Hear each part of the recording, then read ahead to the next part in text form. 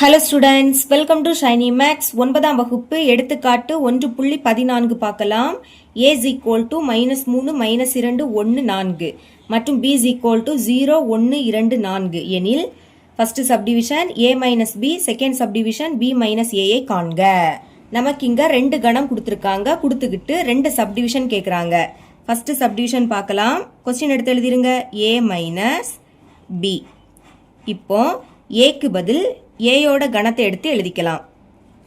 -3, -2, 1 4 சென்டரில் மைனஸ் நம்மளும் போட்டுக்கலாம். இனி பி, பிக்கு பதில் அதோட கணம் எடுத்து எழுதிருங்க. 0, 1 2 கடைசியாக 4 இவ்வளோதான். இப்போ சென்டரில் மைனஸ் இருக்கு.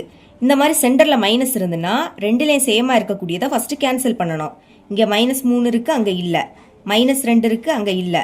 இனி 1 இருக்கு, அங்கேயும் இருக்கு. அப்போ இந்த ஒன்னையும் அங்கே இருக்க ஒன்னையும் கேன்சல் பண்ணிருங்க. இனி 4 இங்கேயும் இருக்கு, அங்கேயும் இருக்கு. சேமாக இருக்கக்கூடியதை ஃபர்ஸ்ட் கேன்சல் பண்ணணும். கேன்சல் பண்ணிக்கிட்டு பாக்கி ஃபர்ஸ்ட் கணத்தில் என்னது இருக்கோ அதுதான் இதோட ஆன்சர். எடுத்து எழுதிருங்க. -3 -2 புரியுதா? முதல் ரெண்டுலேயும் சேமாக இருக்கக்கூடியதை கேன்சல் பண்ணணும். பண்ணிக்கிட்டு பாக்கி ஃபர்ஸ்ட் கணத்தில் என்னது இருக்கோ அதுதான் அதோட ஆன்சர். இனி செகண்ட் சப்டிவிஷன் சால்வ் பண்ணிடலாம். கொஸ்டின் எடுத்து எழுதிக்கிறேன். B minus A. ஓகே, இப்போ பிக்கு பதில் பியோட கணம் 0, 1, 2, 4 இவ்வளோதான். சென்டரில் மைனஸ். அடுத்து A. ஏக்கு பதில் ஏயோட கணத்தை எடுத்து எழுதிக்கலாம். -3, -2, 1, 4 இவ்வளோதான். இங்கே சென்டரில் மைனஸ். அப்போ சேமாக இருக்கிறத கேன்சல் பண்ணுங்க.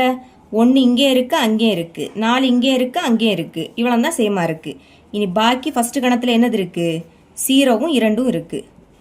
இதுதான் இதோட ஆன்சர். இவ்வளோ தான் இந்த சம்.